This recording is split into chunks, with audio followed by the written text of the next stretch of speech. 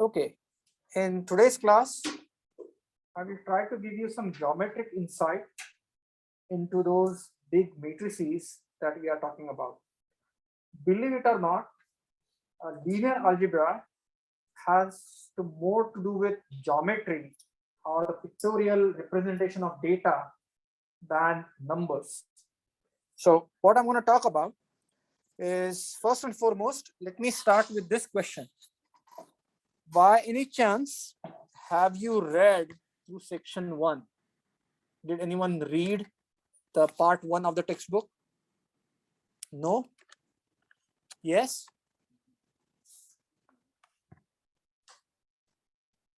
Yes, awesome. No one here? No one read the part 1? Oh, that's sad. Okay, let me ask you this question. What is the most important thing that we have discussed in part 1? SVD. Okay, good. And if you look at, so at least that's a good news. Now, what I want to do is, the most important thing that discussed in the textbook, and even if you look at or if you watch Professor Strang's lectures at MIT, it talks about 4 important subspaces.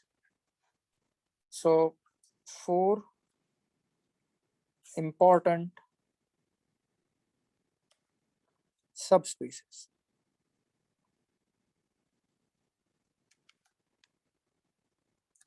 And when you pick up the book and start reading it, that may not be very clear what those 4 important subspaces are. But believe you me, that as we go through the linear algebra, to understand the pictorial representation, to understand the beauty, then the beauty of linear algebra, we need to understand the picture. Because linear algebra gives us great insight into not only the physical phenomenon, but also into the data. So what I want to do is, since we have finished part 1, I would like to discuss those 4 fundamental subspaces again and try to tell you what they mean. Because when we start working on SVD, when we start working on QR factorization, when we start working on Gram-Schmidt factorization, so on and so forth, those 4 subspaces will pop up every now and then. So I hope that by now everyone understands that this is a matrix. Matrix has some rows and some columns. N rows and M columns. So N rows and M columns. Each of this row can be considered as a vector. So this is one vector. This is another vector. Say if it's a 3 by 3 matrix, this is one more vector. Do you agree with me? This is column vector.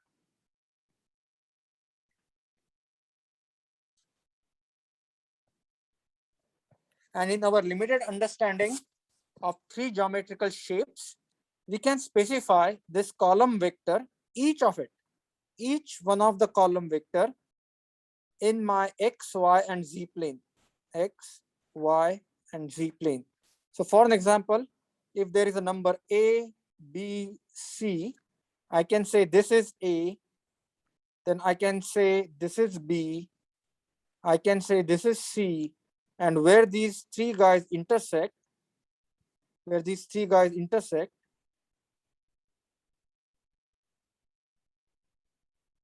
this is the way that vector is represented in this 3-dimensional space. Do you agree with me? Similarly, what I can do is I can construct the second vector. I can construct the third vector. And the space. Now, when I say space, you can think about the region the space or the region spanned by these vectors is called as the column space. Everyone understood this? The region spanned by column vectors is called as column space. And that is given as C of A. Everyone understood this? That is the first important subspace. The second important subspace is I want you to look at the same matrix. I want you to look at the same matrix, but now I want you to look at is the row picture.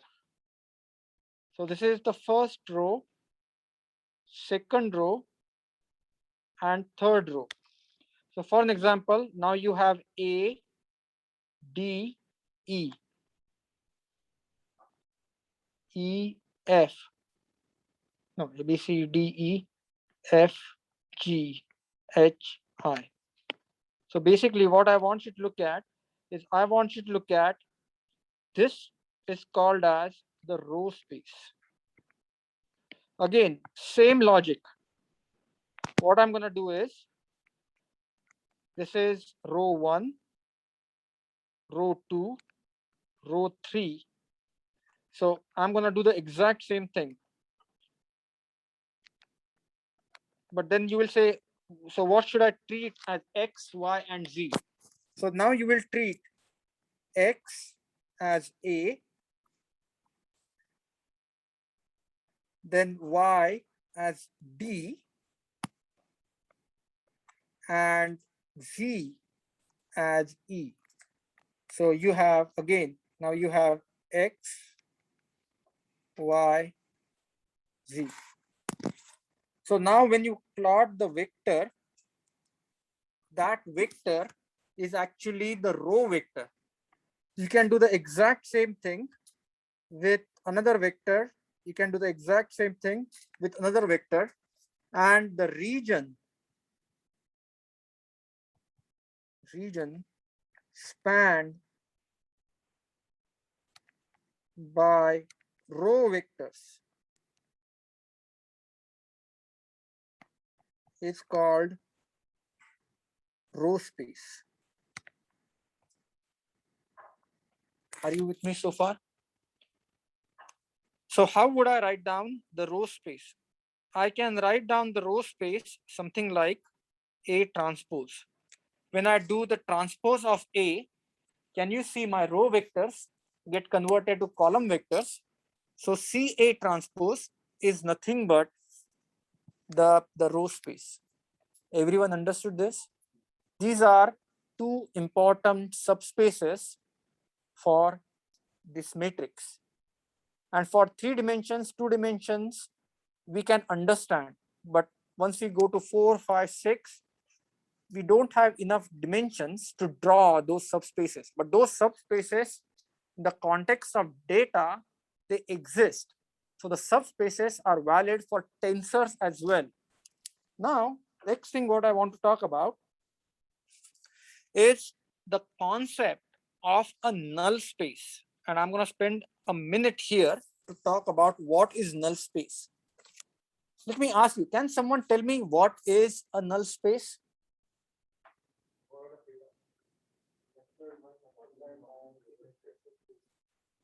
So remember this. So if you have a matrix and this is this imaginary vector, okay, this is this imaginary vector. I'm going to call this X hat. This is imaginary vector. When this imaginary vector multiplies with this A, what you get is you get 0. What it means is whenever you have a vector matrix multiplication, see what happens. you have this matrix 3 by 3. You have this vector, which is 3 by 1, 3 rows, 1 column, right? So at the end, what you're gonna get?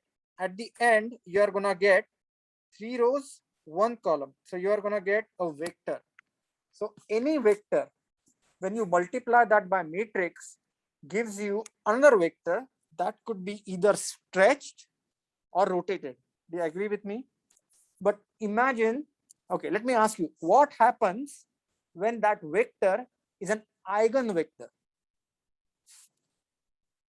So what happens if that x hat is an eigenvector? It only scales, okay? It doesn't rotate. Everybody understood this? It only scales. So vector, it only scales, does not rotate. But now imagine the case that you have that vector x, which is a non-zero vector, which has some value 1, 2, 3, 4, 5, 6, -3, -1, -2, something values. So that when you multiply that matrix by that vector, you get to origin. Do you agree with me? That vector is in the null space of that matrix because it makes that matrix null. Are you understood? Do you understand that? So there is some vector, and I don't know what that vector is, and we don't know. So there is some vector. When I multiply that matrix by vector, the whole thing becomes null. Everything becomes zero.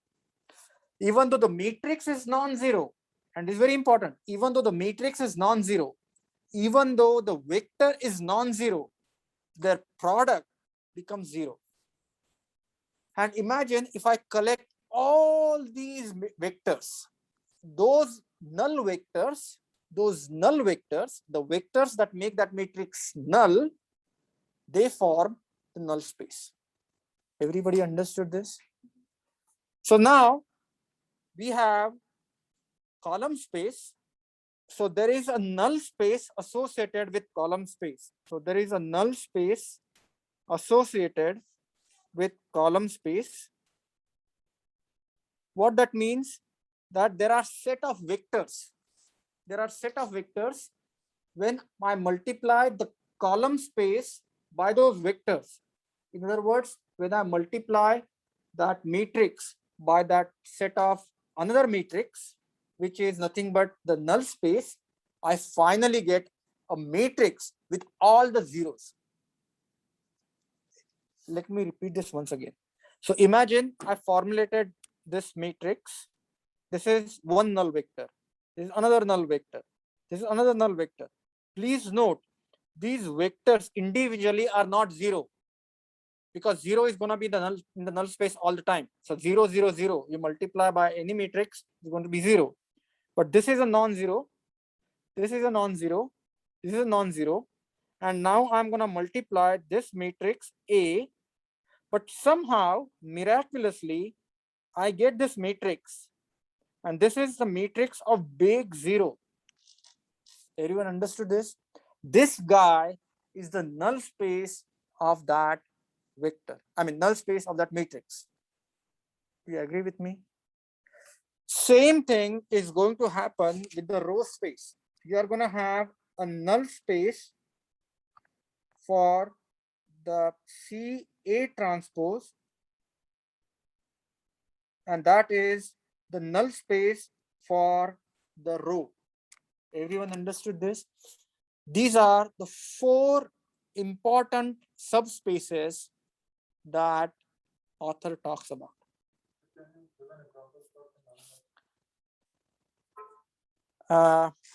I can actually give you an example of a null space, intuitive example. So imagine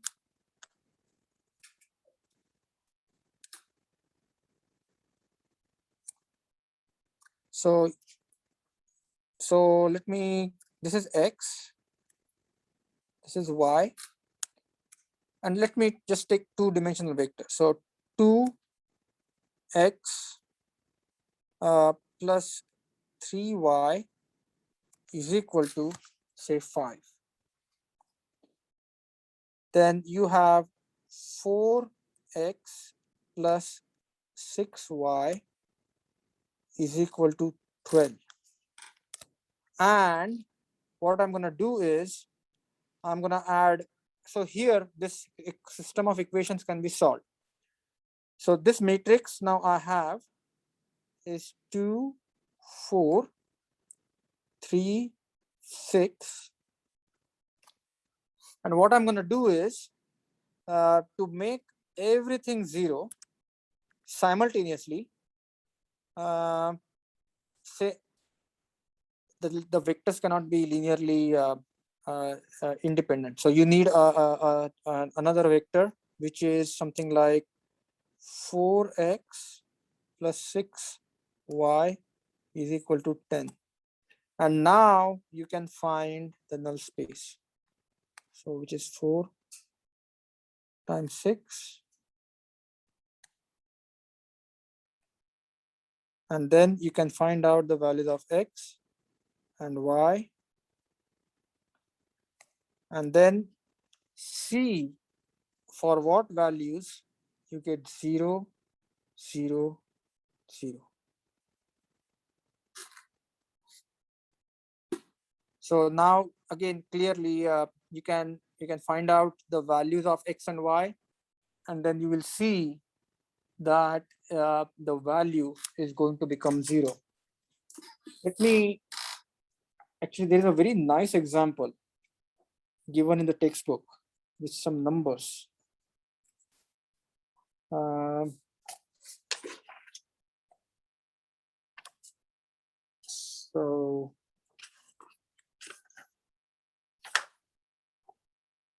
So if you look at page number 14 and 15 from the textbook, the author talks about the concept of null space. And yeah, actually the example that author gave, 2x1 plus 3x2, 2x1 plus 4x2, 3x1 plus 7x2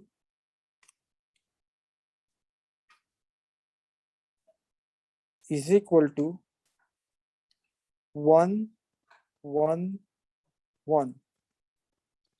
So if you look at the vector x, x1, x2, x3,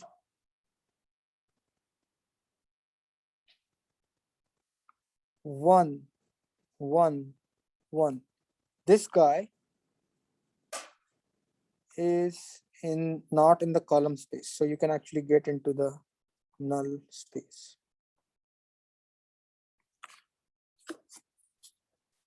So that is how you can actually find the null space. So let me give, so what I want to tell you geometrically here is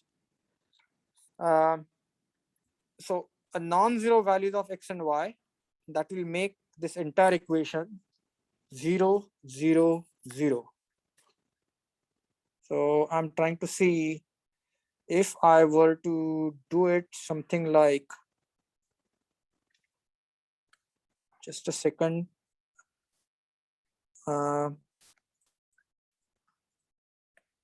Okay, since you got me started. So what I want you to do is, I want you to solve these set of equations. 4x plus 6y is equal to 0. 2x plus 3y is equal to 0. And tell me the value of x and y.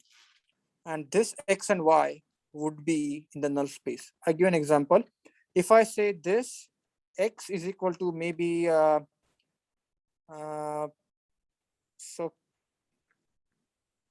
if I say x is equal to 3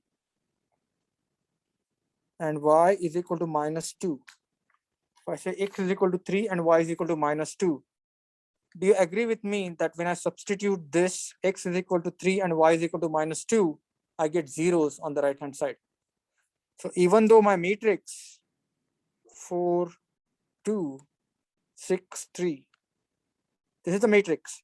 This is not 0.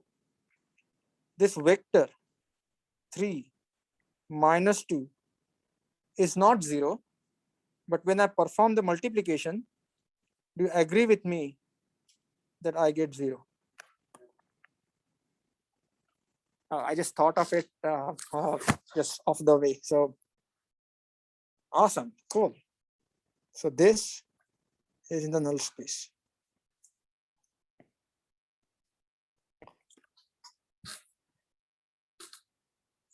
Any other questions? Now, next thing which I want to talk about is how do we draw this space?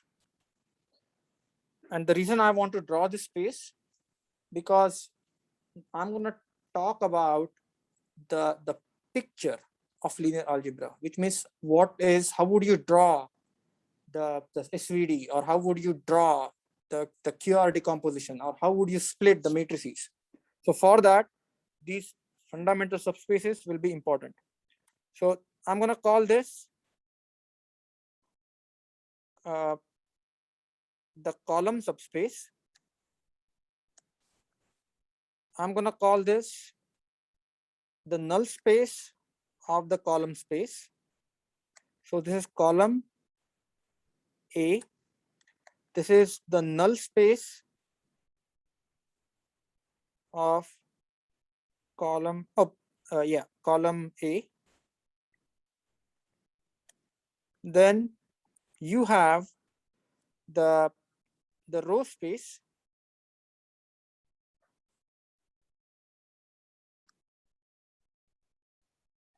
and then you have the null space for the row. So C A transpose, and this is going to be the null space of C A transpose. And in case you are wondering what is this point, this is the 0, 0, 0 vector. This is the origin. This is the origin. So these two subspaces intersect at the origin. Okay.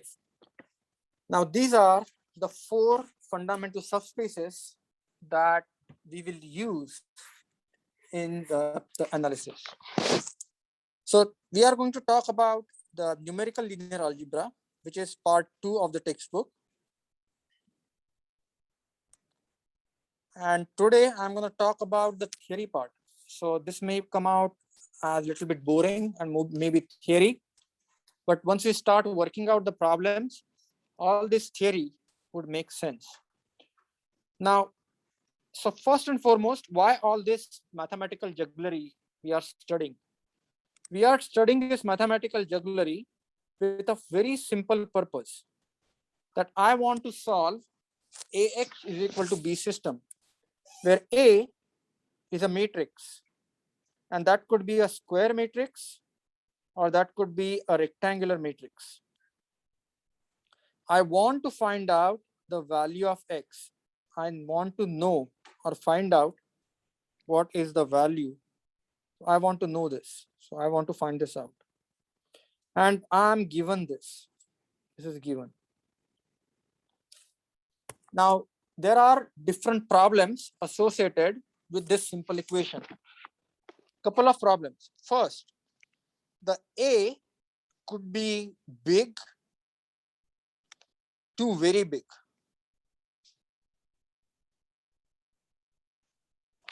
This is one problem. So think about big, maybe 1000 by 1000, to very big, say 10 to the power 8 to the 10 to the power 8. The second problem is B will contain noise. So B contains noise. So B contains noise. So think about, you are getting the GPS measurements, and finally you want to solve that set of equations. So there is a lot of noise in the value of B.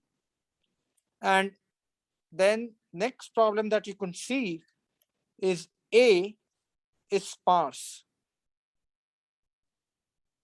which means bunch of zeros.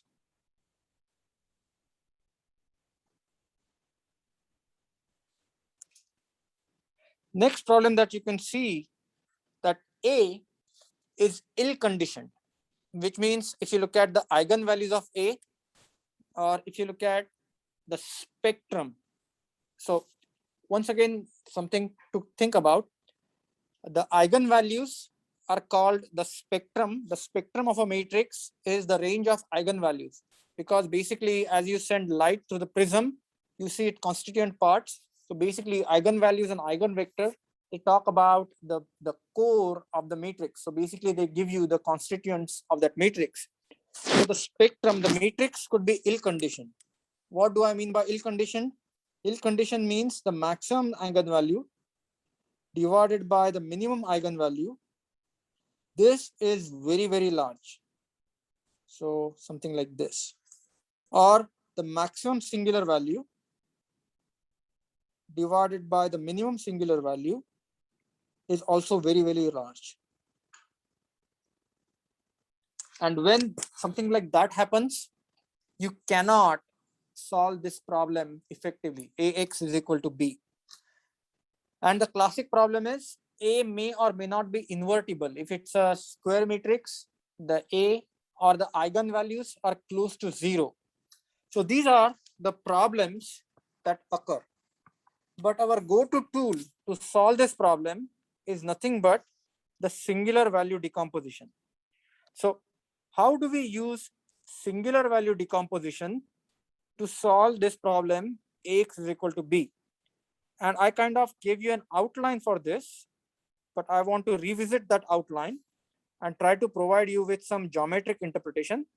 So if you have Ax is equal to b, where A is a rectangular matrix and B is a vector, now I have to find out this vector x.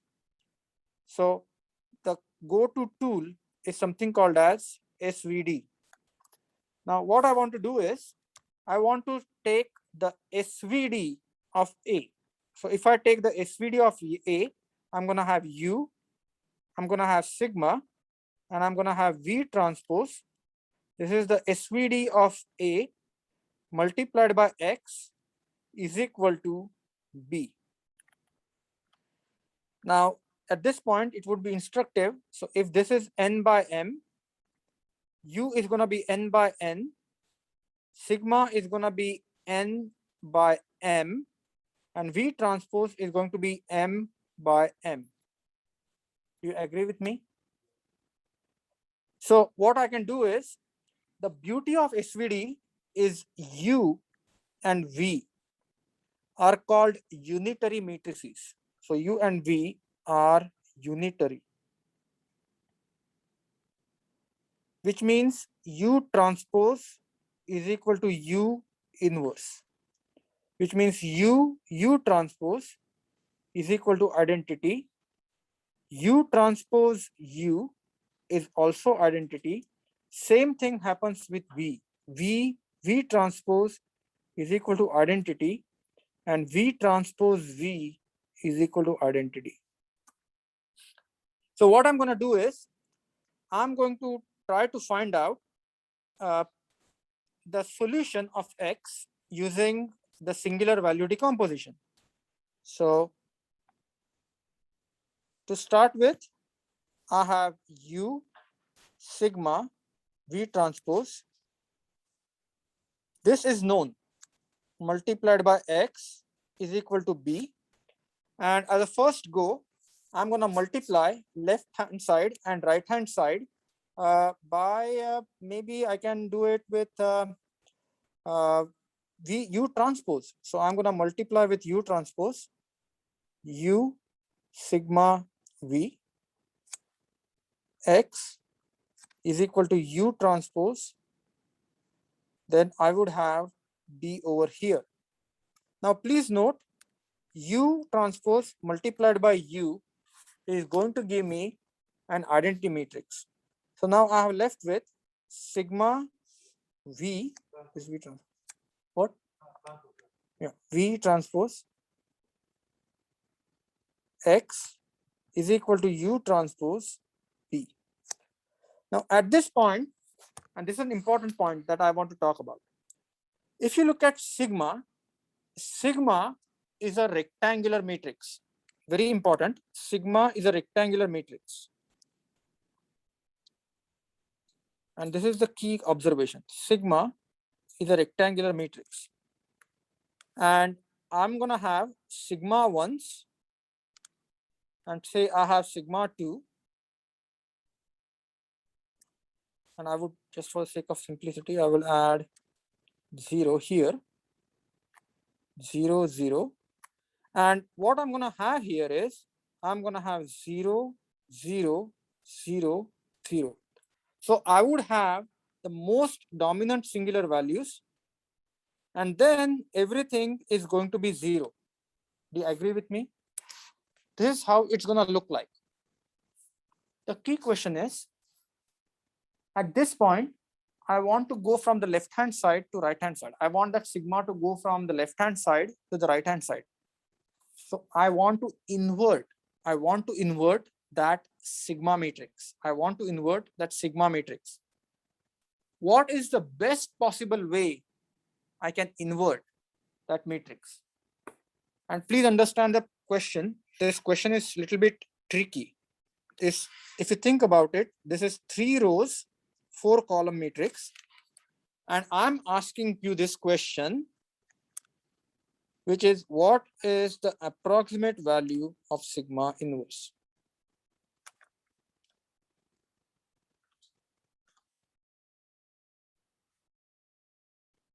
So what is the condition for so-called inverse? The condition for so-called inverse is when I multiply these two, I should get identity. So if I were to say this is 1 divided by sigma 1, 1, 2, 3, 4, 0, 1 divided by sigma 2, 0, 0. And if I were to continue with this, do you agree with me that when I multiply these two, I'm going to get identity, and then I'm going to have zeros everywhere. So this is not an inverse in true sense, but this is doing what I want. So I can think about this like a pseudo inverse. So what I'm going to do is I'm going to invert this. So multiply sigma inverse, sigma inverse U transpose B. So this guy is going to become identity. Oh, X. So sigma, yeah, I forgot X. So X. So this guy is going to become identity. But please understand that there is something else. The top part of this matrix is going to be identity. And it is instructive to see this is 2 rows, 2 columns. This is going to be identity. And here we still have those zeros. So finally, I have V transpose X is equal to sigma inverse U transpose B, and my value of X, and I'm going to call this X hat, because you will see that this becomes the least square solution. If I multiply the left-hand side and right-hand side by V, if I multiply left-hand side and right-hand side by V, I get B.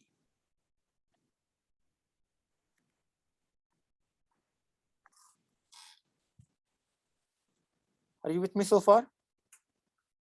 Can someone tell me the product that I have written here? What is this?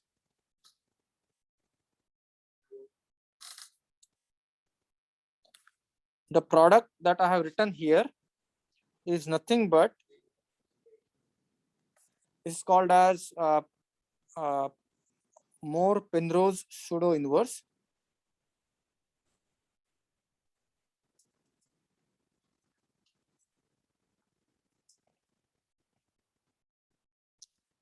And if you recollect the discussion that we had earlier, this is nothing but A transpose A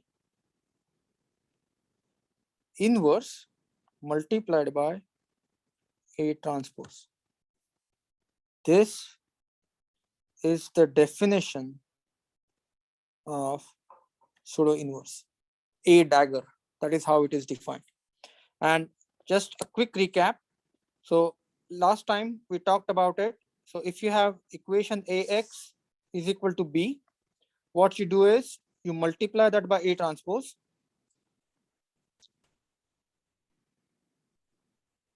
Then take the inverse. So you take the inverse A transpose A inverse multiplied by A transpose is equal to B. Now, if you want to see if this turns out to be that, it's very easy to validate. So for an example, if you have a matrix B, if you have a matrix C, if you want to find out the inverse, the inverse of B times C is C inverse B inverse. Do you agree with me? So what you have here is you have A transpose A inverse that can be split into A inverse A transpose inverse. Do you agree with me? And then you're multiplying that with A transpose and then B. And when all said and done, when you perform all said and done, then once you write down the singular value decomposition of the matrix that is remaining, which is nothing but A inverse, if you were to do the singular value decomposition of A inverse, that is nothing but the singular value decomposition that is shown over here. So at the end, both these techniques give you the same answer. So A transpose inverse multiplied by A transpose is called as a pseudo inverse, and that pseudo inverse is obtained using the technique, least square technique that we talked about in last class. Now, yeah. Are the four subspace concept in any way related to the mode of mode values? Like, are they related or Which transpose? like the concept discussed in slide 9 and slide 10? Are they related or Yeah. they are two independent? No. Just hold on a second. So these two concepts are related because what's going to happen is you are depending upon where that matrix is. You're going to map it on the column space. You're going to map it on the null space. You're going to map it on the origin. So just bear with me for a second and it will be clear. So if you want to think about the geometric picture, so imagine I'm going to try to solve a least square problem that we started with. And I can understand that it might be a little bit tricky to understand because I'm trying to show you the linear algebra concepts using pictures. And probably this is not the way the linear algebra is taught, but bear with me, it will all make sense. Idea is the same thing. If I want to solve the system of equation AX is equal to B, I want to solve the system of equation AX is equal to B. What this is basically I have bunch of these values. So I have the values of B. So this is B1. I have certain value of X1. I have certain value of B2. I have certain value of X2. And what I want to do is geometrically, I want to find out a straight line, if it exists, that goes between these 2 points or these 3 points or these 4 points, or try to find out the minimum or the least square fit. So for an example, if I have a line here, if I have a point here, and if I have a point here, if I have a point here, clearly I cannot fit a straight line. So what I would do is I will draw a straight line that minimizes the distance between these 2 points. So what exactly is this least square approximation? So I'm going to write this something like this. I'm going to write down the expression of this line as something like maybe c plus dx. And I want to find out the value of constant c. I want to find out the value of constant d, so that c plus dx, this particular line, is passing through this, it's a least square line. How do I write this in the terms of matrix algebra? So if you think about the way I want to draw this, and bear with me for a second, this would look like 1, 1, 1, 1. This is my x1, x2, x3, x4. These are the 4 points. And these are the unknown coefficients that I want to find out, CD. And these are my y-intercepts, B1, B2, B3, B4. And this is a slightly different way of representing. So I just want to explain what is going on here. We are trying to look at the least square problem from different point of views. So we looked at how to solve a least square problem using the pseudo inverse. How do we solve the least square problem using the singular value decomposition? And at this point, I just want to give you a different approach for the least square problem. Is think about, after the experiment, you got the values b1 x1, that is one value, b2 x2, b3 x3, and b4 x3 x4. And what I'm trying to do is I'm trying to fit a straight line, which is sort of the best fit between these points. Everyone understood this? This is the problem that I'm trying to solve. Everyone understood this? Now I want you to see, I have formulated this problem in a different fashion. What I have said is I want to find out the values of the coefficient c and d in such a way that c plus dx is equal to value of b. So if I substitute x1, I should get b1. If I substitute x2, I should get b2. If I substitute x3, I should get b3. Everyone understood this? That is the problem I want to solve. Now I want you to think about this guy as the column space. So what you have is, you have this column vector that is being multiplied by c. So you have c multiplied by this column vector plus you have this d that is multiplied by this column vector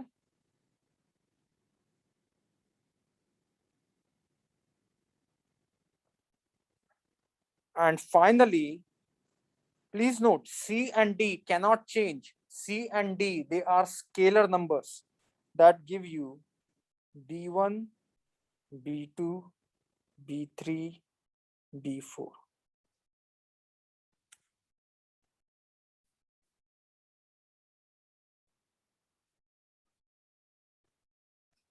Here is my question, and I want you to think about this problem very, very carefully.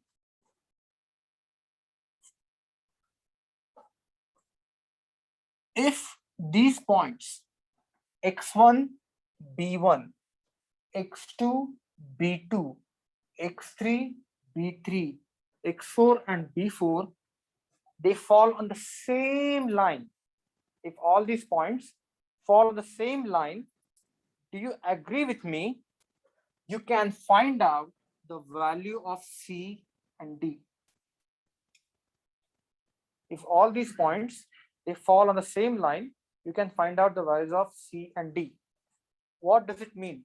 It means the linear combination of this unit vector, the linear combination of this unitary vector plus this additional vector gives me the result. In other words, this value is in the span of these two vectors. I want to repeat this once again. So this value this C, basically, if you can draw a straight line through these 4 points, that means this vector, basically, it's a linear combination and everything is fine. Now, if you can't draw the straight line, what does it mean? It means no longer you don't have this vectorial representation in the span of vectors, and basically you have to resort to some sort of approximation. So you don't have that in the span of the vector, and you have to resort to some sort of approximation. So what does it mean? And this will make sense in just a second. Bear with me. Probably some of you are thinking, whoa, this is confusing me more, but it will make sense in just a second. So what I'm gonna do is I'm gonna eliminate 4 points so that I can draw. So imagine this is my vectorial representation. So do you agree with me that this first vector 1, 1, 1, I can plot very easily? So I can say this is my vector 1, 1, 1. So maybe this is gonna go somewhere here. So this is my vector 1, 1, 1. And then I have another vector x1, x2, x3. So say for the sake of simplicity, I would just assume x1, x2, x3. My x3 is sort of 0. And I would say my x1, x2, x3 is somewhere here. So 1, 1, 1, x1, x2, x3. And then what I have is I have this B. I'm gonna draw this B vector. Now I have this AX is equal to B. And this AX vector is say somewhere here. This is my AX vector. This is my B vector. Now clearly they are not aligned. And the reason vector B and vector AX. So once again, please understand, AX is going to be a vector. AX is not equal to B because it's not in the span of the column space. And what you need to do is the least square solution is nothing but AX minus B square, and you try to minimize this distance. What that means is you are looking for this projection. So I want you to think about it.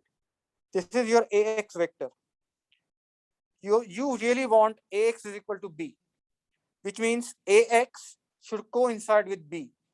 But since AX is not equal to B, because you cannot find the values of C and D that can satisfy these equations, you are going to have something called as this error vector, which is, think about it, is nothing but AX minus B.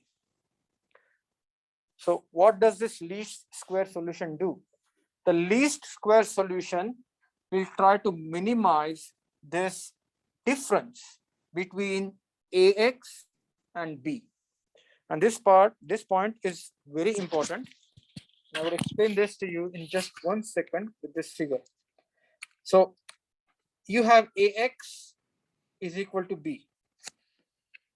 Clearly, I cannot find out the values of X's where the AX is equal to B. This equation is satisfied. And what I mean by that is if you have a matrix, 3 rows, 2 columns, I have X1, X2, and I have say something like say 3 rows, 1 column. Very rarely I would be able to find out the values of X1, X2 that can satisfy this equation.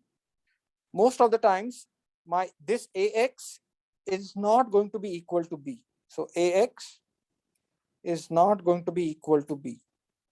You agree with me? So least square solution, what does it do? We follow what Gauss said. What Gauss said?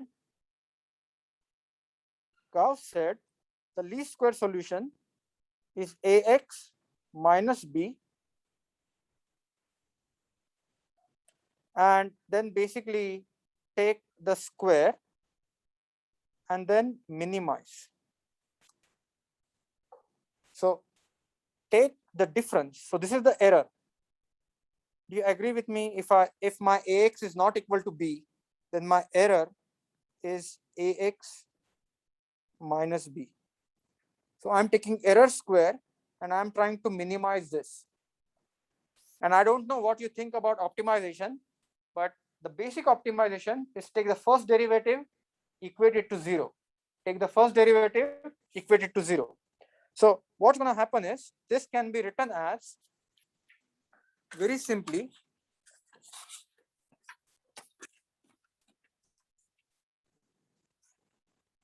ax minus b transpose ax minus b, and then what you do is you perform the multiplication, and when you perform the multiplication, so as you can see that this is the transpose, so you will have ax transpose. So I don't know if you know the rules for the transpose. Ax transpose minus b transpose, that gets multiplied with ax minus b, and then this becomes x transpose. So if you have a matrix CD, if you want to find out a transpose, the rule is D transpose, C transpose. So when you expand this becomes X transpose, A transpose minus B transpose, and then you have to multiply AX minus B.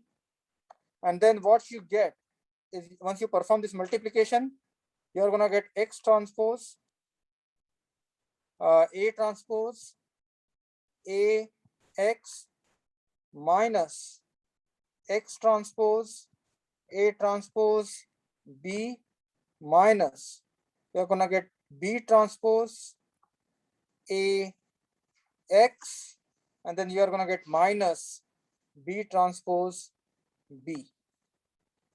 And then once you factor the matrices out, you're gonna get 2 X transpose, A transpose, A X minus 2 B transpose A minus B transpose. And you have to take my word for it, but basically what happens is when you multiply these matrices, this is what you get. In the key idea is this: in this entire equation, what is varying? A is a constant. Do you agree with me? That is multiplied with a constant. Do you agree with me? X is the variable. Agreed? X multiplied by X. So do you agree with me that this is sort of becoming X square? About this guy. So you have 2, and actually there is one more term, 2bx. And then you have B transpose B. B is a constant, this is a constant. Now what I'm going to do is, since I want to minimize, I'm going to take the derivative of this and equate that to 0. So what I'm going to do is, I'm going to take the derivative of this guy and then equate this whole thing to 0. And when I do that, I get A transpose A X is equal to A transpose B. And if you don't see the picture, this is the picture, which means X is equal to A transpose A inverse A transpose B.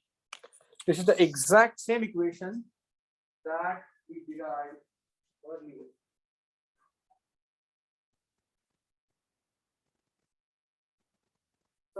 basically, this is what I'm trying to say is there are different ways the linear least square problem can be solved. So we talked about the subspaces.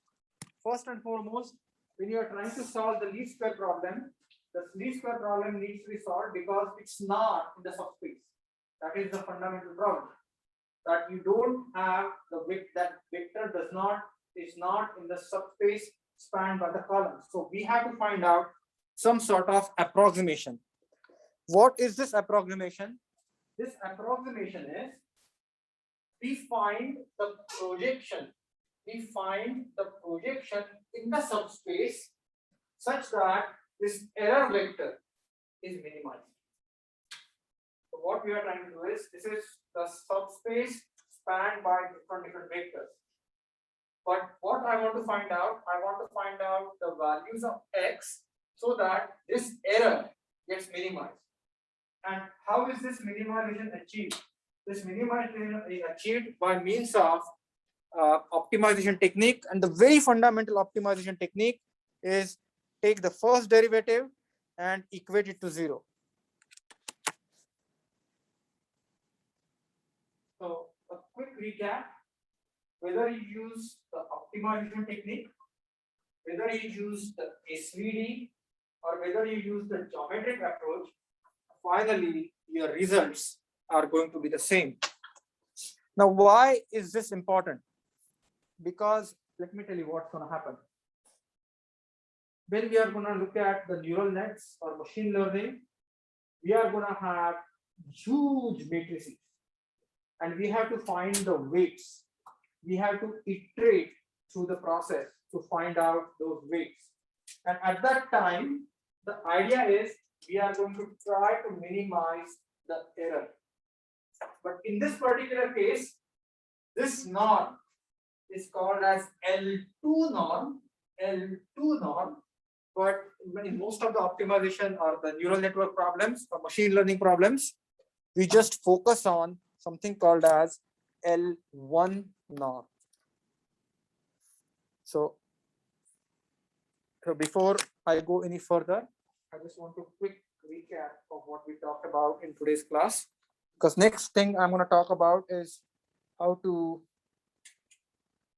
So let me answer your question, Bona, in just a second. So please understand, these are 4 important subspaces. In the last part that we talked about are the column, row, null for column, null for row. The next part is when you are trying to solve the least square problem, or when we are trying to find out the vector, the least square problem needs to be solved because the solution that we are trying to find, that vector, is not in the space that is spanned by those column spaces or the row spaces, the way you want to talk about it. So what we do is we use SVD, we can use the graphical technique, or we can use so-called optimization technique. All these, we are trying to find out a projection that would minimize, you will try to find out the projection that would minimize the error between AX and B. Now, how do we find out that value? It depends upon different numerical algorithms.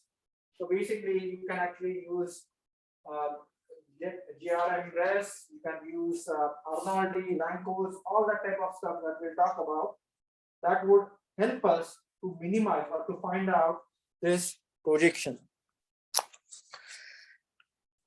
So the key takeaway here is we have looked at 3 different ways to solve the least square problem: SVD, by means of projection, and by means of the optimization technique. The only thing that I want to add at one point, and this is super duper important, is the visualization of norm. So norm visualization.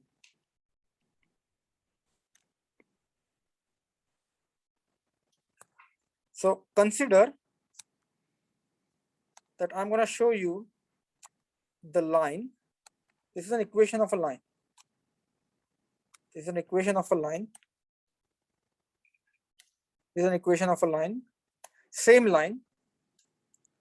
And I want to represent something called as L1 norm, L2 norm, and L infinity norm. So what I'm trying to find out is, I'm trying to find out the value of x1, y1, some value of x1, y1, or some value of the point which is on this line that minimizes L1 norm. And I will give you the definition of L1 norm. L1 norm is nothing but the absolute value of the vector. L2 norm is nothing but the square value of the vector.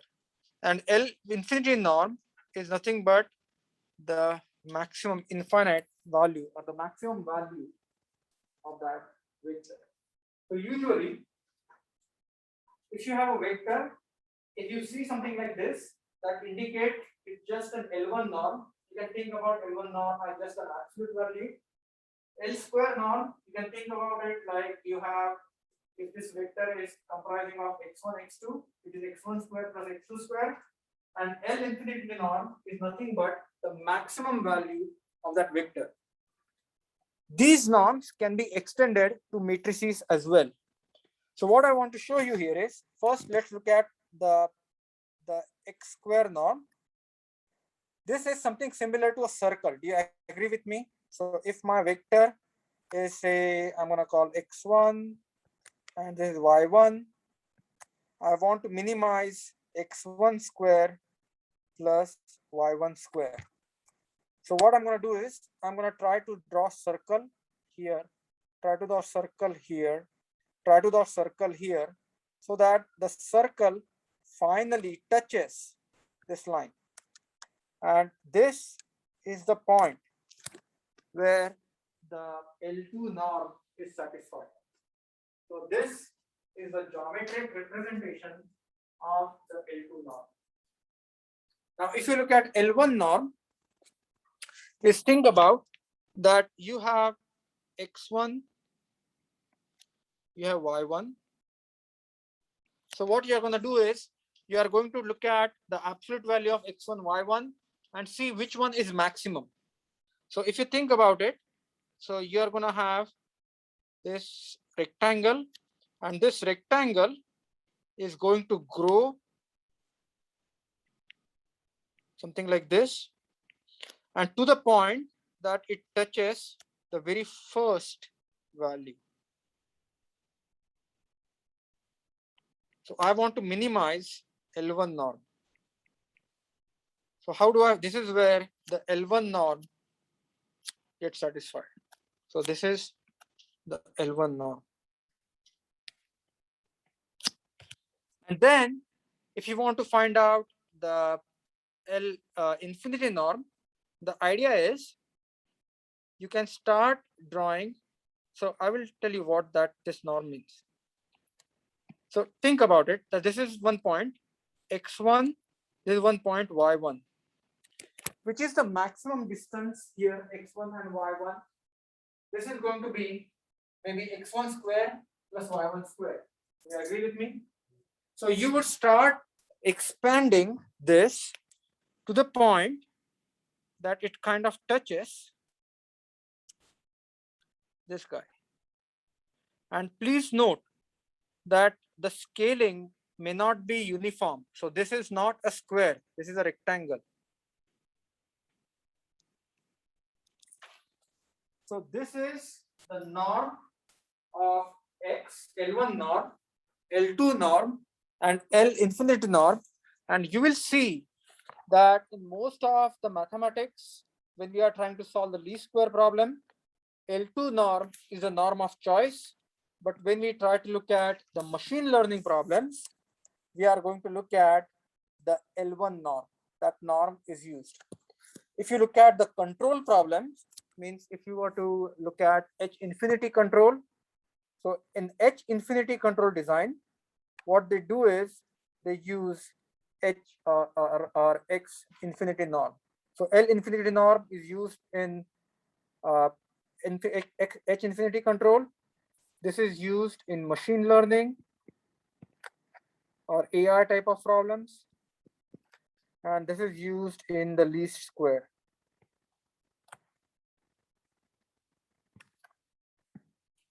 So again, one last time, what is we are trying to achieve in least square? So think about the least square problem as you have a vector B and you have a vector AX.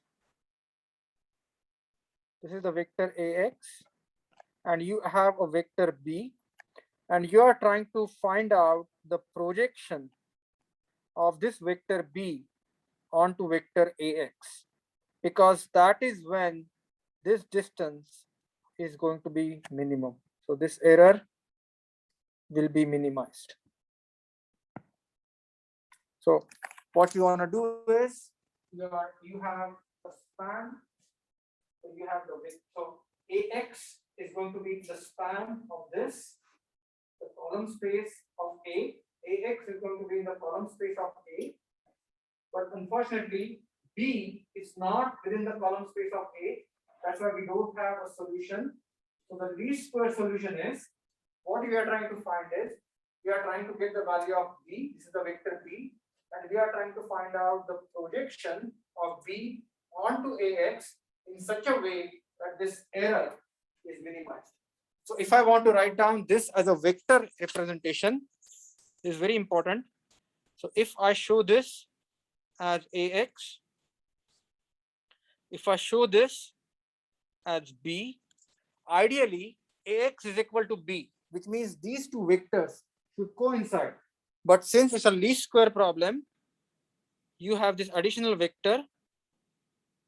So this is E. So AX plus E is equal to B. So what that means is the B minus AX, this vector is nothing but the error vector. So that's all there to it. Now, if you see, if I want to inverse, if I want to change the sign, if I want to say this AX minus B, this becomes minus E, and my direction of the error vector goes down. Other than that, this is what we are trying to do in the least square problem. The least square problem, we are trying to find the projection onto the column space of the matrix. So least square problem, we are trying to find out the projection of B into the column space of the matrix. Okay, any questions? Perhaps this lecture was too boring for you, but please try to understand once we start doing MATLAB codes, it will all make sense. Any questions? Yeah. Get how the X plus B part is related to subspace. Subspace part. Okay. Which part? This part? Slide 9, 10. So how slide 9, 10 is related to Yeah, I did not cover that, but what happens is basically you get mapping from here to here. So basically, then you get mapping from here to here. And you get mapping from here to here. Depending upon which matrix decomposition you use, you basically have different mappings. And I should have told you that, but so one decomposition, so basically different matrix decompositions. I will give you pictures in just a second. That's a good question. I should have answered that. Oh.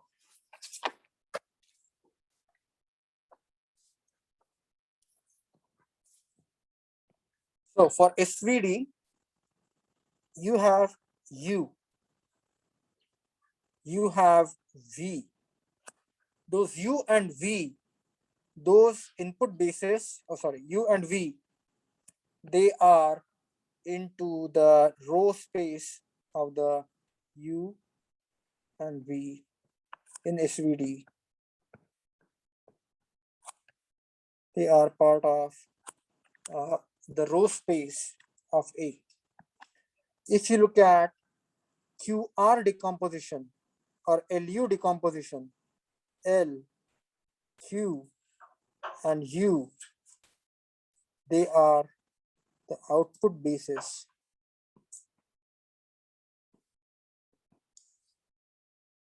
Here. So that is what these subspaces they map. And you may ask me, what does that mean? So for an example, we will talk about A is equal to LU. LU decomposition is you have a matrix A. You are going to convert that into lower triangular and upper triangular. And these two bases, these are the bases that belong to the column space. Then you have something called as A is equal to QR decomposition. And those Q and R decompositions are the output bases in the column space. So you have U and V of the SVD, they become part of the row space of A, and L, Q, and U, they become the basis in the column space of A. And I will give you more convincing answer in the next class, because we have to talk about a little bit about geometry of QR decomposition, or the geometry. So, okay. What I want to tell you is, and I'll try to give you an answer to your question. Say if you have a matrix A, and what I want to do is I want to split this matrix into some column and some row. So I want to split this matrix A into a matrix that is full of columns, majority of the columns, and then full of row. So what I have done here is basically I have taken this matrix and split it into a column matrix and a row matrix. So basically what I have done is basically I have taken this matrix and separate out its row space and the column space. Now I want you to look at this from slightly different perspective. Now I'm going to use LU decomposition, lower triangular, upper triangular. You agree with me that this is again slicing the matrix, but one part becomes part of the column and one part becomes part of the row. Same thing, A I'm slicing into Q and R. Again, Q is an orthonormal matrix, R is the upper triangular matrix. So again, what I'm doing is I'm splitting this. So what I'm doing is I'm actually splitting out into the column space and the row space. So that basically I'm trying to show over here. So as you can see, I hope it is clear. If I'm not, I apologize. So L, Q are in the column space, and U and basically R, U and R, they basically get into the row space. So U, V, and R. U, V, and R. So this decomposition, I want you to relate to. Does that answer your question? But then I didn't answer the very important question, like why is this all required? And I need all this because to solve the linear set of equations, to find out the eigenvalues, to solve any optimization problem, or to solve any differential equation or propagation problem, you cannot do mathematical manipulations with matrices. You cannot solve A minus lambda I is equal to 0, determinant is equal to 0 to find eigenvalues. What you will have to do is you have to do the subsequent or successive QR decomposition, so that finally that matrix gets into the upper triangular form, so the eigenvalues appear on the diagonal. And this, okay, this is not a spectral score. So what I want to do is not this Thursday, but when we meet next time, I would actually show you something like this, how this is obtained in MATLAB. So that way you will see and this will be clear. Okay, I'm gonna stop here. But I would encourage you to look at assignment 3. And if you have any questions, please ask me next time. No class on Thursday. I will see you on next Tuesday.